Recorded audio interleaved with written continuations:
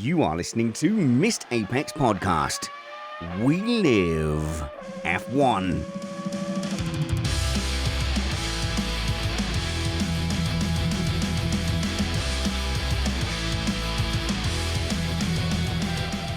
Welcome to Missed Apex Podcast. Yes, I know, again, but if I get a chance to speak to cool people, I'm going to take it. So we get to talk strategy with Mike Caulfield today, but first, we have a return to the shed of Matt Trumpets. Matt, I don't think we've been on a show together in the whole of August.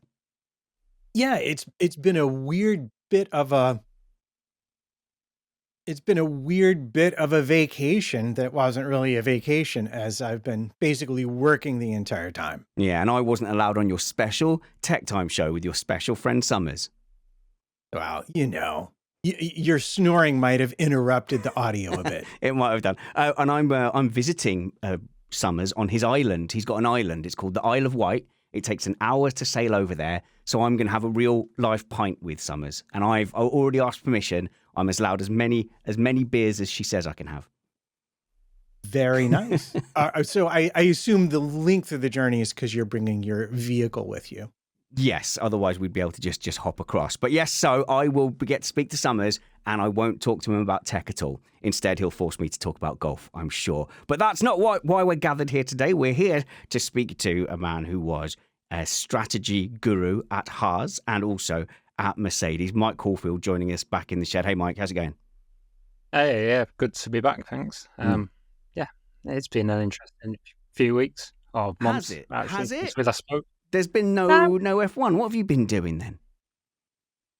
I've been sampling some other forms of motorsports and other sports to do a bit of compare and contrast.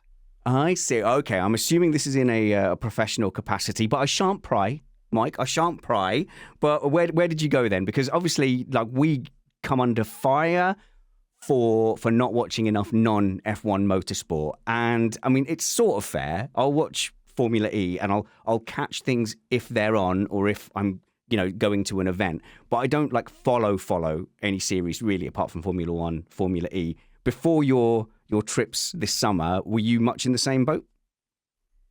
Yes. I mean, I've started to dabble a little bit in IndyCar over the last couple of seasons from a professional sense, and yeah, went over this a couple of weeks ago to the Indianapolis road course event, which had both IndyCar and NASCAR racing on the same weekend. Oh, so wow. That was very, very interesting to see how kind of teams do things there, and got to meet a few people, got to catch up with Roman. So that was, it was quite a good weekend.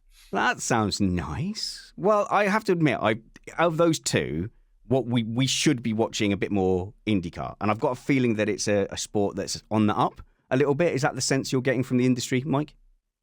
Yeah, definitely. And I think a lot of things they're trying to do over there is they know I think they fully admit they're behind F1 in terms of kind of the technology, the kind of everything about it in a sense. I mean, it kind of cast me back to working in F1 when I first came in back in the mid-2000s, whereas the teams are much smaller than F1 teams. There's like the technology there isn't quite there, but it's good. There's a very good sense of community, and it's like all the trucks are kind of none of these kind of huge motorhomes or anything. It's all just working in the trucks, like the truck offices. So again, back to kind of what F1 was 10, 15 years ago, but it felt just a bit nice. It felt a bit more relaxed, a bit more kinder. It was a strange thing to be in that kind of environment, but everyone's really kind of friendly, and yeah, it was really good to be there and see how they do things. When I hear, I don't hear a lot of Formula One drivers and staff talking about Indy, but we sort of do hear it the other way, and we hear, like, I'm not going to use the term like chip on their shoulder, but they know that they are probably lagging behind Formula One in general overall popularity at the moment. Is there a sense of like, hey, we've got a good product? And whenever I've seen clips or caught a little bit of it, it really does look like they have a good product there. So why is it that they don't stand out as much as Formula One at the moment? I think it's difficult to say in terms of because obviously it's mainly an American market, and they've never, like, in quite a lot of American sports, they've never, and this is me kind of reading between the lines, but they're not looking for that global appeal. They're not looking for that kind of, we want to conquer the world aspect of it. In that sense, they just want to try and be good around America and around the US. So I think in that sense, they've obviously competing with the NASCAR market, which is huge over there, which is obviously something, again, which isn't big elsewhere in the world, but it's absolutely massive in the US. And to be fair, and that's the example. Obviously, we're in Indianapolis for the race, and I think the crowd was actually bigger for the NASCAR race than it was for the IndyCar race. Even though it's not in the kind of traditional heartlands of the NASCAR country, it still gets a huge following through there, whereas the IndyCar wasn't as kind of supported. So it's like you say, in that aspect, you go to any F1 race, it'll be very strange to see empty grandstands, whereas you're still seeing, like, even Indianapolis, there's like down the start finish straight, there's big bits of it bannered off with kind of sponsors and flags, etc., and the grandstand's not open for the fans. Which, so that I know it's a huge arena, so there's probably still quite a fair few spectators there, but that's that kind of, I don't really know the full reasons behind that. Maybe Matt knows a bit more about it in that side of things than me. Yeah, well, the most interesting thing to me about IndyCar, because this was a sport that I watched growing up, is that unlike Formula One, where we had sort of, was it like the FOCA-FISA wars, where the sort of the ownership of the sport was at war with the teams, and there was talk of a split, and I know Bernie trademarked GP1 to maybe go there and actually do that. But that never happened. In IndyCar, that actually happened. And I think a major driver in its lagging popularity relative to other motorsports is just simply the long-term healing of that damage, because it did a lot of damage to both sides. And they had a fantastic sport, one that was much more on par with Formula One at the time. And a lot of the lag that you see now is simply a result of sort of containing and controlling the damage from that, and just trying to get the sport back on a footing where financially it's viable for the teams and drivers. Because it's still, it can still have its moments, especially for individual team owners. That said, I'm curious, because one of the biggest differences between IndyCar right now and Formula One is the fact that IndyCar still has refueling during the race. They do it obviously much differently. But when you look at IndyCar, do you see things lessons Formula One could learn from what does make for the good racing we see? Obviously, the biggest thing is just they have way less aero. So your power to aero ratio makes it much harder to control the car and sort of much more fun for the drivers, solves a lot of the following problem. But beyond that, from a strategic point of view, is there anything that you saw over the weekend that you're like, ooh, maybe we should try this in a sprint race and see what happens? I think you've broken your record for the most amount of questions in a sentence, but yeah. It's just one question with a lot of words, man. No, definitely. I think going through it, I think you touched on a lot of them, which I think F1 is potentially the main one, is the aero stuff, which you're never going to dial them back, because it's tried time and time again with aero in F1 to dial it back. I think for me, is one of the big ones is their push to pass. I think that's a good aspect, because that can be strategically used, and it's not just not just used for that kind of overtaking, because you can use it to defend as well. And that's part of the issue I believe we've had in F1 this season, is that the DRS trains because the cars are so closely matched now in terms of that midfield pack at least. But you obviously have cars which are 1-2 temps, which means you get these big trains, and then everyone has the DRS, and then no one can overtake, basically, and it kind of affects it. Can you give me a primer on exactly what push to pass is? I mean, I know, but just for our stupid audience, no, I don't actually know exactly what it is. So, I mean, so basically they have 200 seconds of overtake button, which basically gives more fuel to the engine, so more power. So it's just basically a power boost in that respect. And yeah, they've got 200 seconds over the course of a race. They can use it any time, any straight. I think you can use it up to a maximum of 20 seconds per lap. So obviously, if you used it maximum per lap, you'd be done within 6 laps. So you don't use it, and you have to be strategic about where you use it and when you use it.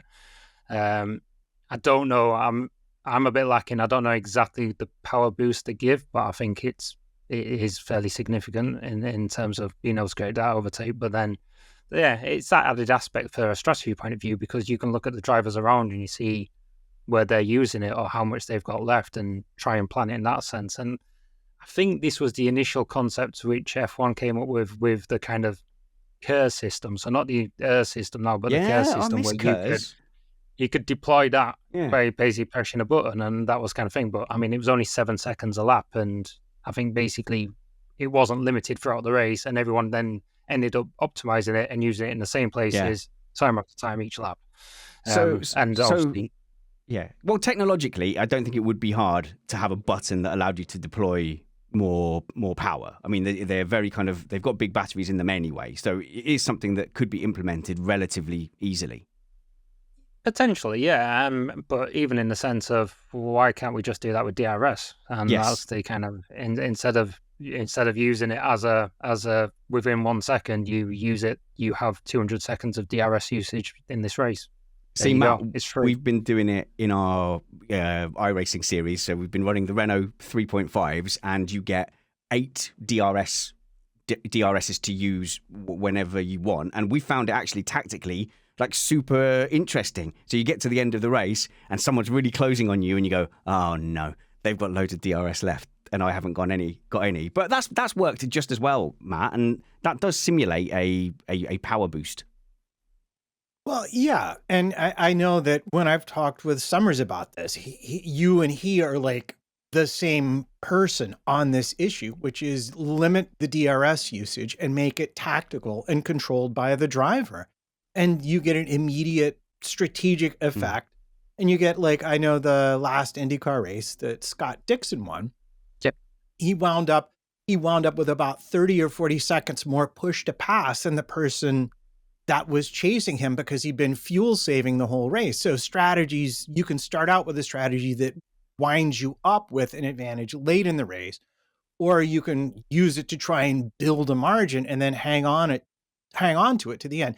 And both of those things, when we see them in Formula One racing, happen just due to natural occurrences like tire offset.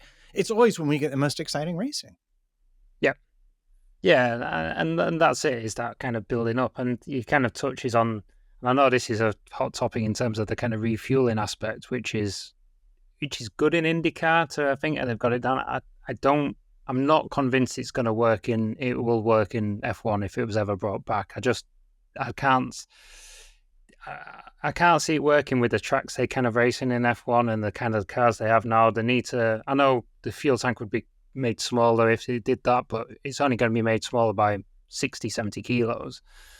And at that point, so it's kind of case, okay, but the cars are still 800 kilos, so it's not hugely, and you don't have that kind of nimbleness effect. And then it just becomes like, you don't have these offsets in terms of the tires would also need to change, and it requires a lot of change for refueling to be successful. And I think in some IndyCar races it works, and some it maybe doesn't. I haven't studied it closely enough to ask it, but I think that kind of push to pass upside, because it uses the fuel, obviously adds that extra strategic element there. But the one thing which I did like about the kind of which I thought about in terms of the fuel saving and stuff, is that obviously F1 recently, I think it was last season, scrapped the 110 kilo fuel limit, and it was 100 kilos before that. They upped it to 110, and now it's just been totally scrapped. Is it? And now basically teams don't have to fuel save if they don't want to. They can put as much fuel in the car as they want. But again, this used to be back in the previous days, when it was after refueling had gone, but back in the old engines, the V6s, fuel saving was a big part of it. So you'd look at when you'd optimize your fuel saving, and again, it provides that strategic option. So I don't really understand why F1 went down the route of making the fuel tanks bigger and reducing that, because, all right, if they're saying that the race is going to cost 105 kilos and you only have a 100-kilo tank, it's up to the teams to figure it out or do something better. So it's... Yeah, what instantly came to mind was, Matt, where was that Formula E race where they were basically saving until the last 4 or 5 laps? Was that in Phoenix? It might have been. I don't remember, but there have been multiple entertaining Formula E races where basically no one has power left to get to the end of the race. Yeah, so they've just gotten their basic calculations wrong. So I don't know, Mike. There's a risk really with Formula One. Like, do we want to see a bunch of saving? Because we're seeing less tyre saving now this season than previous seasons. But if we have a race where you kind of know they're tyre saving and fuel saving, you almost have to not advertise it to make the product more interesting. Yeah. And I guess this is the case of where the refueling aspect does come into it, because you basically go for an aggressive 3-stop where you're not fuel saving, or a 2-stop where you are fuel saving, and that kind of plays into it. So yeah, there's potential points behind it, which I get it, but I'd also counter it with the fact that F1 teams always figure out a way. So they'll figure out a way where they're having to save efficiently and but not costing the kind of performance as such. And so like it wouldn't almost be noticeable. But yeah, I guess in the sense of if you don't have refueling, it doesn't kind of work because everyone ends up in the same bit. So maybe that part of it, which is where IndyCar I think has that advantage of it, where you can choose it around that respect. We brushed past a comment you made there about them having less aero, and you'll never peg back the aero in Formula One. And internally, I was just screaming, "Why not? Why not? Why can't we ever just, rip the wings in half, go back to groove tyres or narrower tyres?" Because we seem to have got ourselves in a position. What, Matt? Matt, groove tyres. Stop it. You know I'm right. No, you're not. That is the opposite of what people want. Really, what you want is the same level of aero, just with more power, similar to IndyCar. But then your lap times are too slow. So you're stuck with the aero and you're stuck with the good tires. Nobody wants squishy treads on their tires unless it's wet. Yeah, but if be honest, Mike, what is a better race at the moment, an F1 race or an Indy race? I think majority IndyCar race. I'm going to say it's an interesting one again. You come back to this race I was at the other weekend. And while the IndyCar finished off as an exciting race, because, yes, it kind of accumulated that kind of will-he-won't-he hold on to the win and kind of get overtaken towards the end. But actually, up until those final stops, it was a bit unsure what was happening for a start, which is kind of the issue where you start going into these 2-3 stops because you're never quite sure what's going on. It's so difficult to follow 27 cars, kind of saying what strategy are they on? Are they in with a chance? Are they not in with a chance? Are they still got another stop to make? Do they not? So for that kind of general viewer, it kind of becomes a little bit. Well, that middle part of the race just becomes, we don't really know what's happening until this final bit, and then it becomes exciting. But F1 had that with the refueling, didn't they? Where you had commentators going, "Oh, let's try and count it. 1 Mississippi, 2 Mississippi. I think he can go until lap 50. I don't know. We never knew who was in the lead." But this is also the case, I think in F1 at the moment as well, whereas people go, "Oh, 3-stop races are fantastic." And it's like, well, I don't think they are, to personally, because, again, these early parts of the race, you're like, well, I don't really know what they're doing. I can't really follow. And then the graphics aren't good enough on the screen to kind of say, well, this is what this car's doing. So you're kind of a bit lost of where everything is until it all kind of pans out with 10, 15 laps to go. And then you go, right, now I know what the race is. You're just lost in a little bit of kind of confusion in that middle part. I'm always want to stick with that kind of best F1 races is where you split between 2 strategies, whether it's a 1-stop or a 2-stop.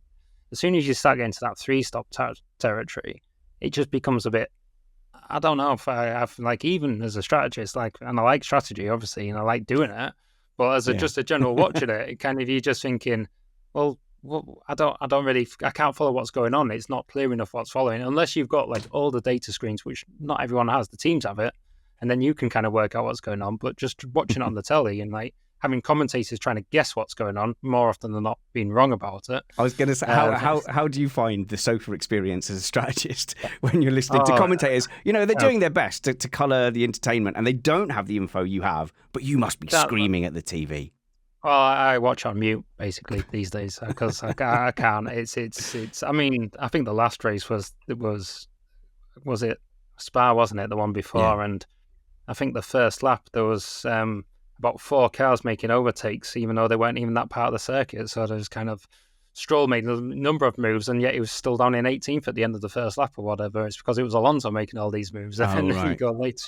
It's just little things where they should be trying to kind of highlight what's going on or why the decisions are being made, rather than trying to guess at what's being made and even false information out, which is kind of then misleads people, and it's difficult. They're trying to keep it entertaining, which potentially that's what they should try and do, but you've got experts on there and they're not used correctly, and then you've got commentators who are trying to be experts and they're not experts, the commentators. Obviously, we're not saying which broadcast Mike is talking about, but commentaries... It's the German TV broadcast, obviously, I watch. Right. So, look, commentaries are a very, very hard skill, and you'll see me demonstrate how hard it is, because in our next iRacing round, Chris are unavailable, so I'm stepping into the commentator's booth. So if you want to see how badly it can be done, check us out on Friday the 1st for our third round Renault 3.5 at Watkins Glen. And the whole time I'll be thinking, oh God, I hope Caulfield's not watching. He's going to call me stupid and say I don't know what's going on. But I'm going to call BS, Mike. All these things you're calling for just happen to be the things that keep you employed. So as a strategist or as a consultant, you're saying, yeah, we need tyres that produce multiple stops. Yeah, we need refueling elements. And Paul Adams asks a great question on Twitter. He says, my non-F1 watching friend asked me why they don't just make tyres that last a whole race. And I said, it adds more strategy to the sport. Which got me thinking, this is Paul, if they did switch to tyres that could last the entire race, what would be left for the strategy department to do? You'd be out of a job, and that's why you're pro fuel stops and tyres. Well, there's a difference though between tyres that can last the whole race and degradation. So that's how our first one when you bring it into it, is that actually we have tyres which can last the whole race now. But no, not everyone, like if there's a safety car on lap 1, why doesn't everyone just jump in the pits and stick this tyre which can last the whole race and goes to the end? Because it's not the fastest way to make the end of the race. It's the same if we've got 2-stop or 3-stop races, for example. After the first stop, you don't always just fit the tyre which can go to the end of the race. You fit a different tyre. So there's still, just because a tyre can last the whole race doesn't mean it's the quickest race. Potentially a 1-stop race still might be the quickest race. They might have someone trying to do a no-stop race, but you might find it. So there's still plenty for the strategists to do. But I think Adam might be going along the lines of, Paul might be down the lines of, okay, what if they just, tyre choice wasn't a thing? You just had a tyre, like on go-karts, and that is just enough rubber to go to the end of the race. They could push the whole time. They'd never have to tyre save. Would that be better? Oh no, it'd be really dull.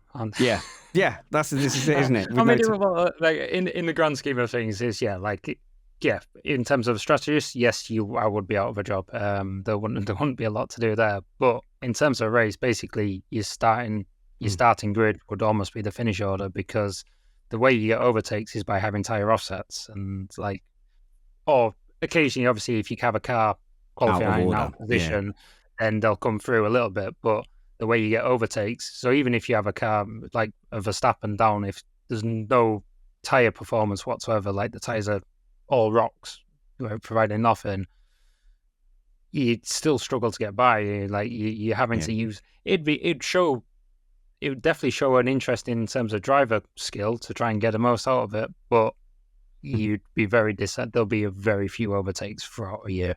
And I don't judge F1 for going down that route. When we're organising our series, we have a fixed setup that every driver has to use. And we tend to find ourselves going towards a setup where you at least get some overheating and some deg, towards the end of the race. And then that's another element that you have to, control and go, hang on a minute, it's not quite driving the same. And so managing that tyre evolution is almost like an integral part of Formula One. I wonder, though, even with rock hard tyres, you still have to treat them well. I wonder if you had any input on Max Verstappen's race engineer coming on the radio, kind of telling him off for not bringing the tyres in gently enough. Is that something the strategist would get involved in, saying, look, you've got to tell this guy, he's got to go easy on the out lap because we need it to go to X lap? Yeah, so generally, I mean, it's an interesting one. If you're, yes, that's definitely a thing. Well, basically what we have is you'd have an idea, you have a target stop lap, you know what the tyres can do. The way the Pirelli tyres are made is that if you push them early on in their tyre life, it definitely takes a significant portion of their wear life out because it's just the way they're kind of constructed. That's the way the compound degrades massively. And if you put that initial powerful bit into it over like 1, 2, 3 laps, then it will kill the tyre performance off. I think the way the Red Bull run it, if you're actually a Mercedes or a Ferrari or Haas competing for it, it'll have a big effect. I think Max is obviously very much in the position now where he can do this a little bit extra and he knows he's got enough in hand. So I think people read a lot into it, this kind of falling out. I don't think this is a falling out at all. I think it's very much the relationship between the two of them, and they're actually, I think it was a lot was read into that one, which I think there was no issue there whatsoever. I don't know if you caught our episode on it, but I was reminiscing that it was really similar to this time Paul di Resta was getting told off by his race engineer, and the live chat piped up and went, it was the same guy. So he's got that style, that race engineer. That seems to be just how he talks to drivers, and presumably part of the reason he's employed. Yeah, and I think the difference between maybe a Paul di Resta and a Max Verstappen is Paul di Resta wasn't in a car which was going to win by 30 seconds. So actually, it has the effect of, it's that could have cost you a position or numerous positions, whereas Max obviously has that much to play for. And I think basically what a case it'll be as well is that he'll be fed the information to kind of like, they'll be looking at the kind of wear metrics, the tire metrics, and they'll say, right, this is the target, this is what we want to go, like push into it based on like the sliding energies. And Max will have gone over it, and the tire engineer or the strategist or chief race engineer will have gone back to him and just said, just need to calm it down a little bit. And then Max obviously knows, I mean, Max is clever, obviously, that he knows what the race situation is. He knows that basically putting this extra bit of energy in might have cost him 3-4 seconds of race time towards the end of the race. I don't think it was ever the critical point of, I'm going to run out of tyres because I've done this. It just kind of, you maybe fall off a little bit quicker, but I've got plenty of margin to play with. Awesome. Well, we've got no margin with Matt because you were away, Matt.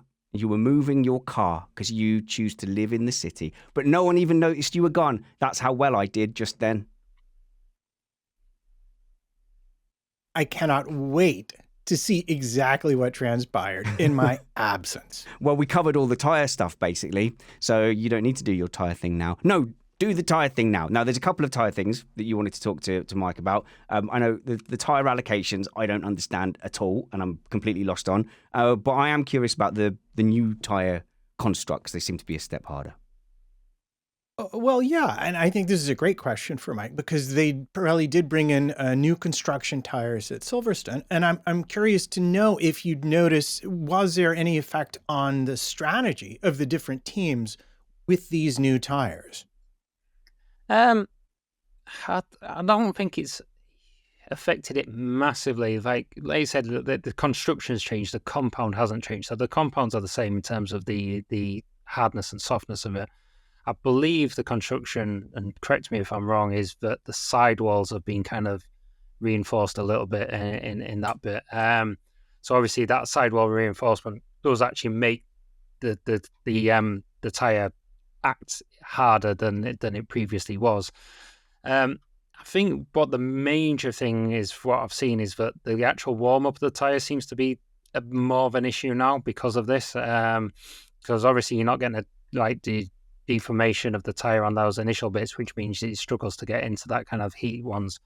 But actually, in terms of the strategy, I don't think there's been a lot that's massively changed. I think Silverstone was as expected. And then trying to think back, I mean, it's almost 2 months now, so it's kind of already left my mind. But Belgium and Spa, I think Spa was, Yeah, I mean, looking at last year compared to this year, the degradation looked almost the same in the Spa race as it did in last year's race. So I don't think it's changed it a huge amount.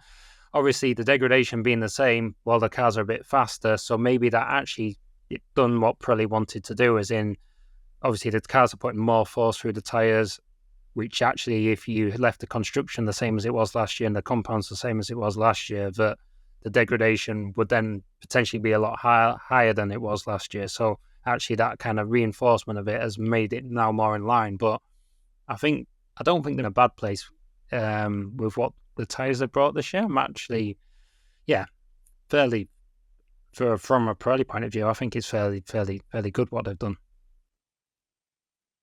Well, I mean, when tire no-go boom, then that's always a win for the teams, and especially at Silverstone. I think they are concerned.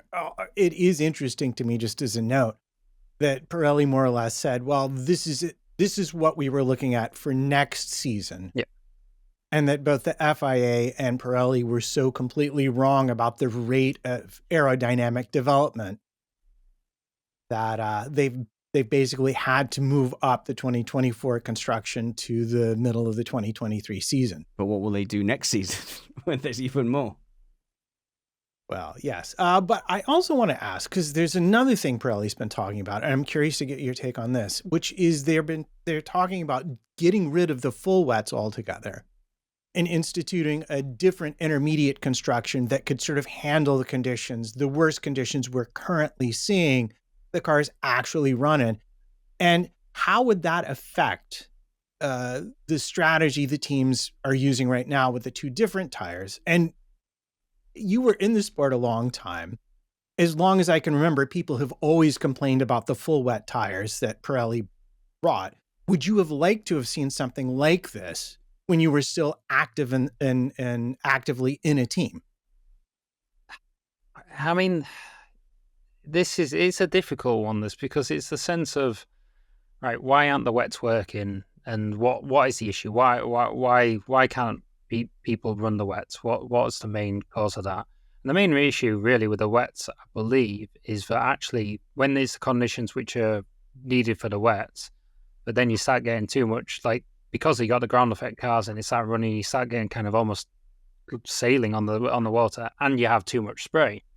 So I'd be interested to see how does Pirelli construct what they call a super intermediate, which is obviously the whole part of like the wet tire and the intermediates is removing the amount of water. But if you've got the conditions which are required for the full wet, you still need to remove X amount of water.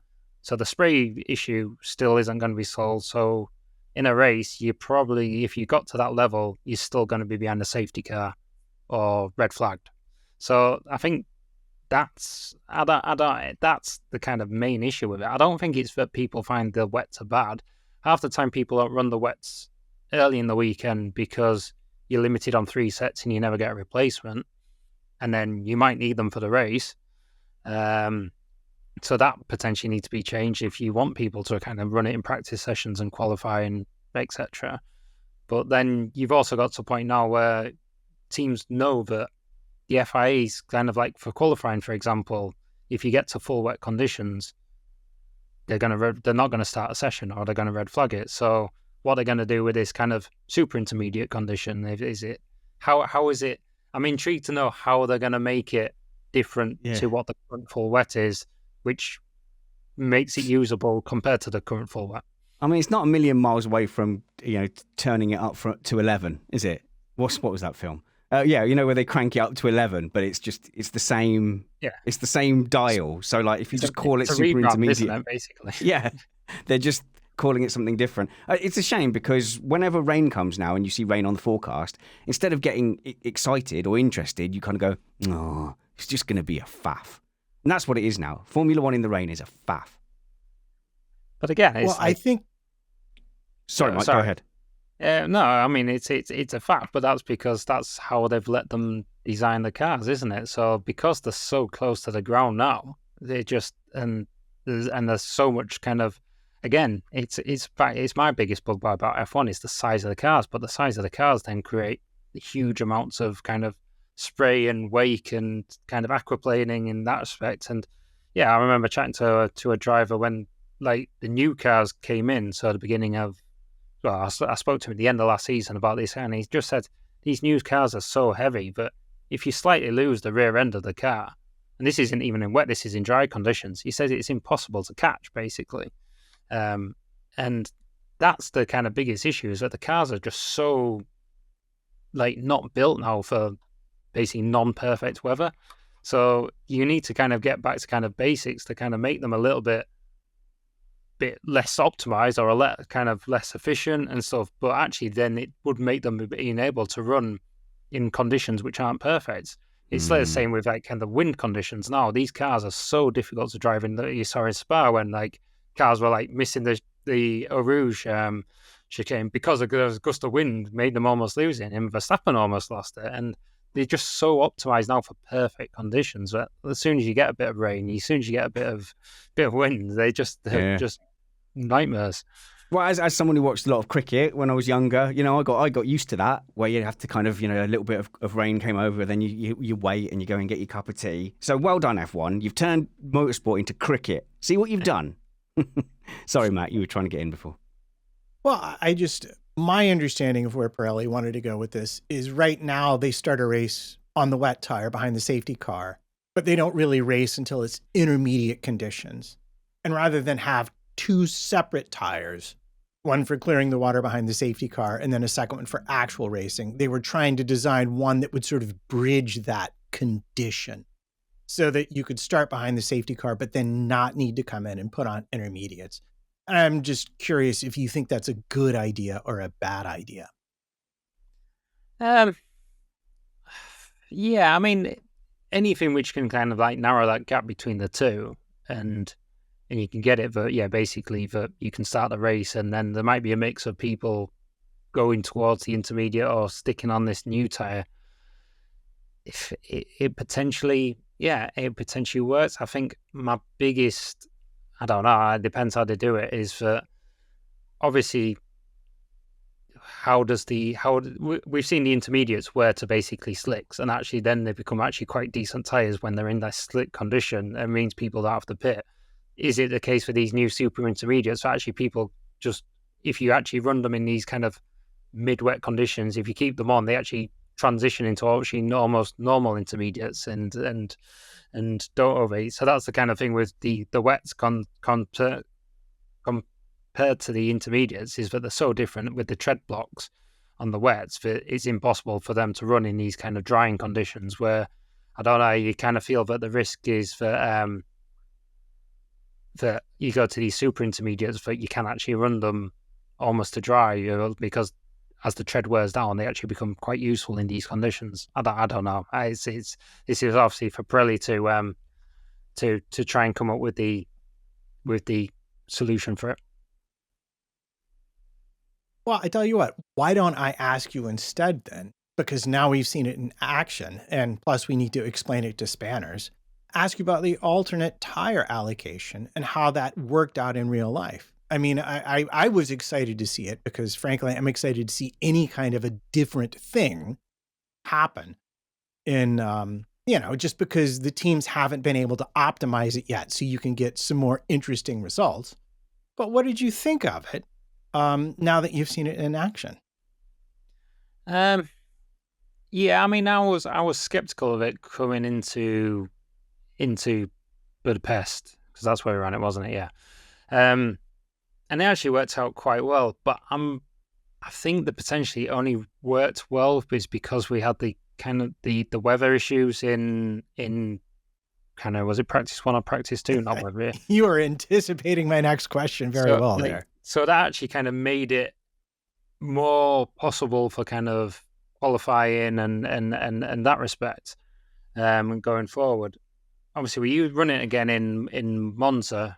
Yeah, we're running again in Monza, so it'll be interesting to see how it plays out there. It is that one. I think a few teams were caught out by it, but again, it's because obviously you had Russell go out in Q1, but I think that's more down to traffic issues rather than anything else. So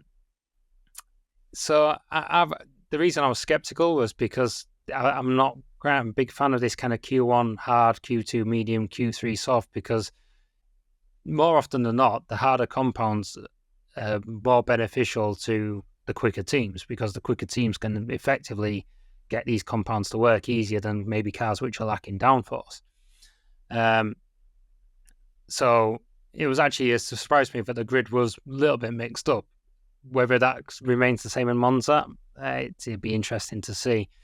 My kind of, I always kind of thought the suggestion would be that, or I suggested it, is that to one of the kind of meetings, is that that we have this kind of, you set a qualifying session per compound light, but the team's got to choose what they had. But they could only use one session. So, for example, you have this season an AlphaTauri, they're not going to struggle at Q3, so they can use their soft in Q1, and then you've got Red Bull who go, well, we need the soft for Q3, so do we use a hard or medium in Q1? And then you starts adding that bit of a strategic element to qualifying in that respect. But I'm open to see how it goes in Monza, to see if it kind of does what it needs to do.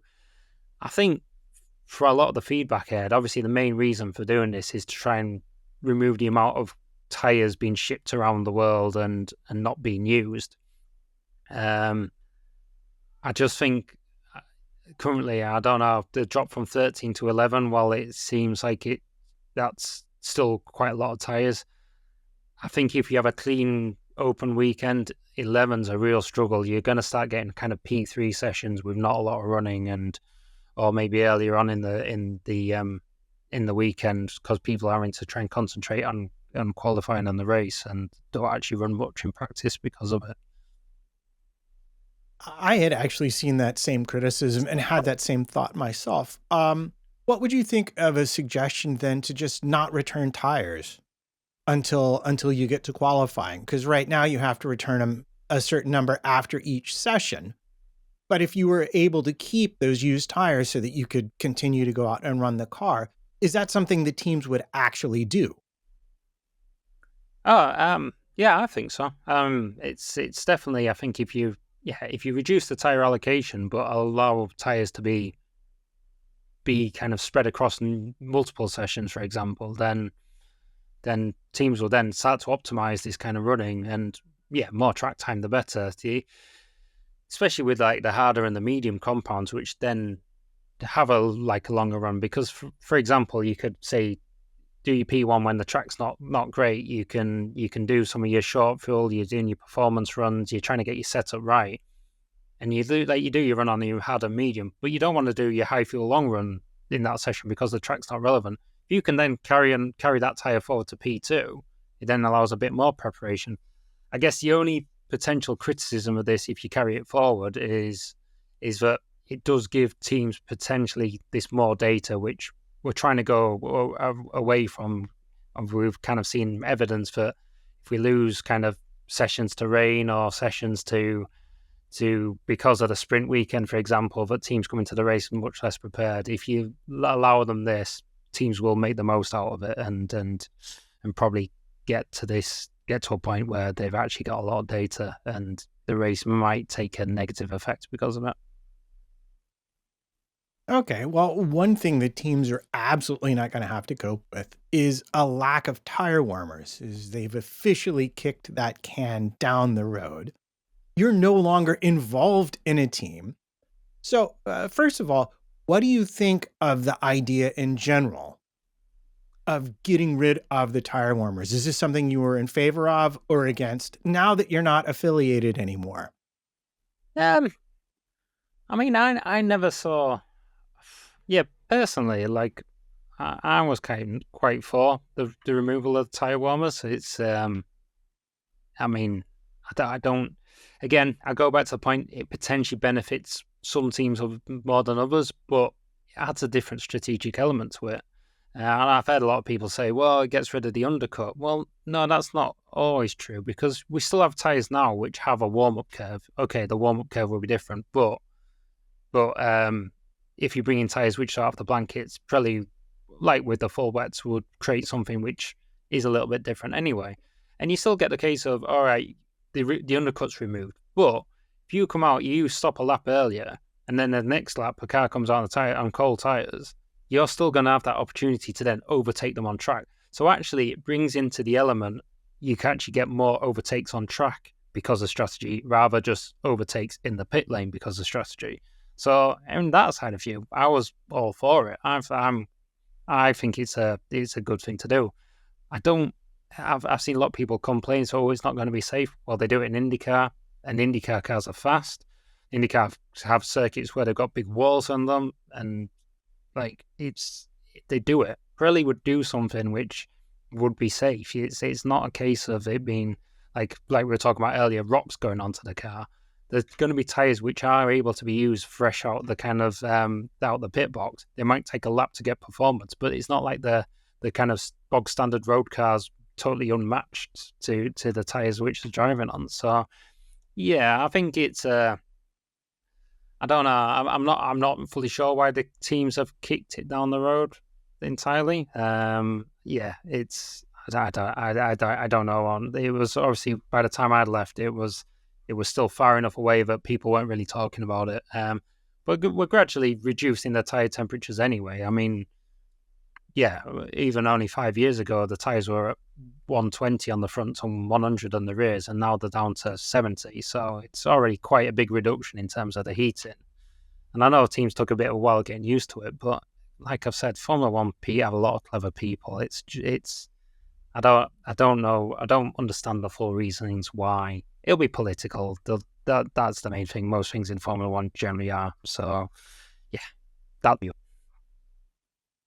Yeah, I would argue it's because the teams with the advantages now know exactly how it's done, and they don't want to have to figure out a new thing. Which my child was often like this when she had to do new things. I wanted to ask about that.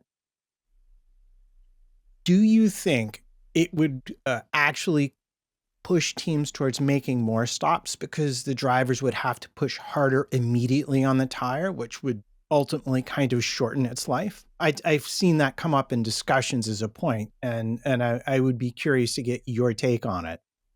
Well, it's because the whole thing about them tires being pushed harder early on in life is usually when they're at their optimum temperature. Being pushed hard takes the life out of it.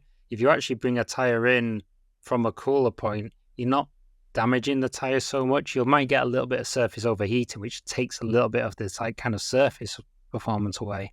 But the actual compound integrity itself, because it hasn't got the heating cycle through it, isn't really there yet.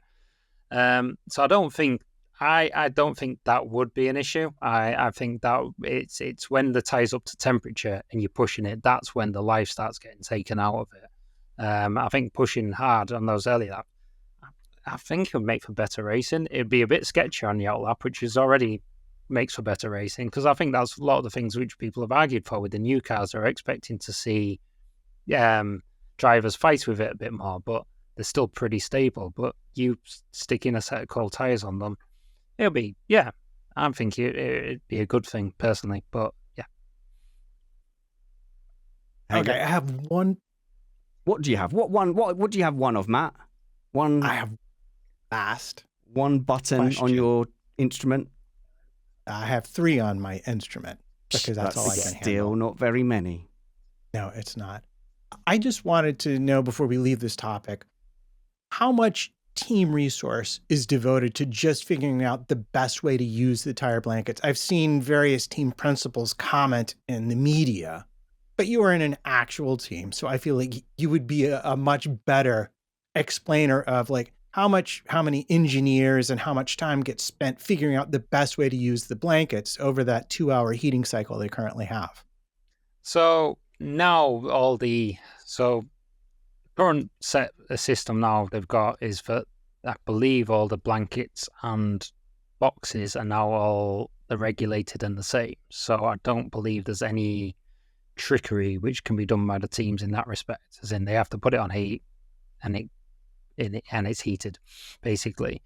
And there was, back when I was involved, obviously, people could get different kind of boxes. They could get different blanket manufacturers. They could kind of have a heat boost. They could kind of heat them for longer. There was all, and in that sense, there was a lot of research going into it. There was a lot of people teams in their groups will have tyre groups which are 4, 5, 6 people strong, because tyres are the biggest performance differentiator, basically. Matt would love to be in that room, wouldn't he? What can we do? Can we get Matt like a special day pass where he gets to sit in with them? That'd be good, wouldn't it? Yeah. No, I mean, they do lots of things. They do. Yeah. It's. I won't go into like kind of details because some teams will do it and some teams won't. So I don't want to kind of give away. Yeah. It's just nobody but us here, Mike. All right. But no, there's in that sense, like there's huge amounts because as well, you saw, which has also been clamped down in the TD, there was bits where teams were removing the blankets early, or they were removing them at a certain point, because obviously you got to hit minimum pressures, and then it's all about kind of trying to get it to that point and running. Actually, once the car goes on track, is it running above the minimum pressure? Because you actually want to run the tires lower than the minimum pressure. I mean, Christ, the minimum pressure is now on these tires. All right, we've moved to 18 inch, but most of the time we're looking at 24, 25 psi in the front, and yeah, not much lower on the rear. I mean, I remember back 10 years ago where there was no minimum pressures. There was a kind of a, not requirement, what's the word? A recommendation that you should be running them, and that is usually about 16 psi. And I remember sometimes we were sending the car out with potentially down at 13, 14 in terms of that. So there was like, that was kind of the big thing, and that's a lot of the understanding at the moment. And I think this is the understanding as well, which teams do or don't have, that they're trying to get these kind of windows, is that obviously the pressure goes up over the lap. So on old Barcelona, for example, you used to need to get the tyre remaining in condition for the whole lap, and then you have to do your out lap in a certain way. And this is sometimes where you get these kind of ridiculously slow out laps, because you're trying to get the pressures down so they optimize for the first part of the sector, and then by the end of the lap they're not reaching too high, and this is a lot of the work they're trying to do to try and get it in this kind of window. So it's not just tire temperature, it's the pressures of the tire as well. And obviously now you've got the kind of minimum running pressure, which is monitored, so they obviously can't drop behind that, otherwise they'll get flagged. So that's another element as well to look into. Were you at Mercedes during the Singapore Lewis Hamilton miracle qualifying lap, where he did that last ditch lap where he'd done, like, I think they'd figured out that he basically had to crawl around on the out lap, and then sort of blew everyone away by several tenths? I think that was just after me, I believe. Yeah. That was fun. My memories of Singapore are not as good. Fair enough. Let's end up with some quick fire questions from the listeners. So nice quick answers to these then. Jordan says, are there any tracks where you thought, oh man, if we nail this strategy and everything goes right, we're still getting 17th because we'll be slow here as well? Yeah, unfortunately in 2020 and 2021, a lot of the time that was the case of, you're often in those kind of situations when you've got a car which is slower and is slower by 4 or 5 tenths compared to the midfield. You're looking for outside influences to kind of give you any kind of hope in that sense. So if you do the right strategy, unfortunately, the main thing, doesn't matter. If you do the right strategy, you might gain a position, you might gain 2. So then you're going to win like 17th. You're not going to gain the kind of 10 positions you need to score points, unfortunately, from it. So you need some kind of, random occurrence, lots of cars crashing out, rain, hurricanes, whatever, to kind of try and come on, quick hurricane. Yeah, which is always fun, because like the driver would come and say, what can we do? And I say, well, I've got this one strategy which was gained us points. Oh, let's do it. You do realize I've done a million simulations and this has happened once. Yeah, I don't mind, let's do it. And then it comes after the race, obviously it doesn't work. And you go, I don't want to do that again. I said, I did warn you. Or you're there going, Roman, we're in our hurricane window right now, so just hang on in there. There might be a hurricane. An anonymous questioner says, has Hülkenberg beating Magnussen surprised you? Not really. No. I mean, I don't like. It's a difficult one to kind of say. Like, Kevin's obviously he's a good driver, and like Hülkenberg's a good driver. Obviously, Hulk's had a couple of years out, but then Kevin had a year out, and I think it's very much a case of they've been on the game like slightly differently. I think Kev's struggled a little bit more with the car this year by the looks of it. And Hulkenberg's come out where he's maybe had a nice refresh and it's a bit on form. But it's difficult, isn't it? One where qualifying position's been great, but then the car's gone backwards in a race. So it's even though beating Kev, it's like I think in the races they've looked a lot more matched in terms of performance. But obviously Hulk had that benefit of starting potentially 10 positions higher than Kev, so then he obviously still finishes because it's so closely matched in that midfield. He gets that good kind of performance.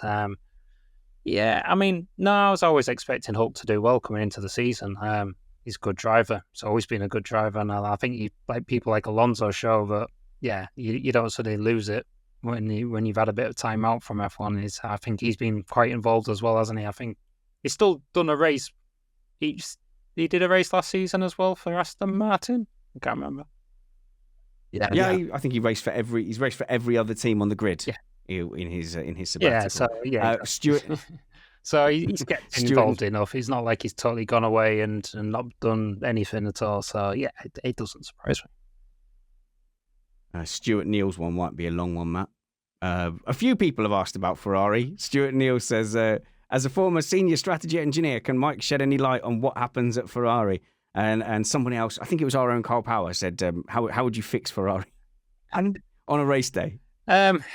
I mean, a lot of people have tried, haven't they? There's, I'm guessing in terms of, I don't know the full structure, much goes on there. I don't know if it's if there's it's kind of decisions by committee or it's something else at play. I mean, there's definitely issues there, and not just with Scheiss, it's throughout the whole team. I think they're not obviously capitalising on the performance they should do throughout the whole car. And I think sometimes I'll always defend strategists up and down the grid for this. Is like sometimes they're the easy targets because ultimately on race day they go, oh, why did you do that? And then sometimes, as relating back to the question about 17th, like finishing 17th, if you nail the strategy, if you know your car's got flaws, sometimes you've got to try things a little bit differently to beat others, and sometimes that doesn't work and you look a bit stupid because of it. But if you've done the same as everyone around you, you don't gain any positions, or in fact, if your car's got issues, you lose positions. So, yeah, I sometimes feel the strategy department at Ferrari gets a little bit more stick than they deserve. In that respect, they're potentially looking for options to hide flaws elsewhere in the car/team. I don't know, Matt. I think we need to get Mike into a pub or at a karting event. Need to get some beers down him to get his real. That was a cop out. He was being too nice. He knows who's not picking up the cell phone on the yacht and answering the question fast enough. Excellent. We'll get going there. Make sure you go and follow Mike Caulfield at Mike Caulfield F1 on Twitter, on X. I don't know if you've migrated to Threads or not, but make sure you go and follow him there. Oh, you've gone all private on Twitter again, Mike. What are you getting up to? Why are you sketchy on Twitter? Yeah, I just have a little pause over the shutdown. So have a little break. Yeah, a little break. Oh, fair enough.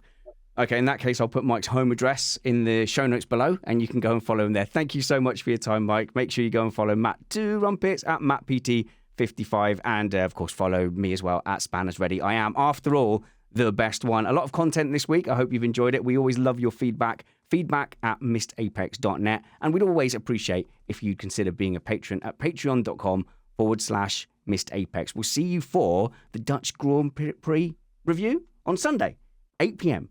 Be there. Matt will be there. Alex will be there. Antonio will be there. Make sure you're there as well. Until then, work hard, be kind, and have fun. This was Missed Apex Podcast.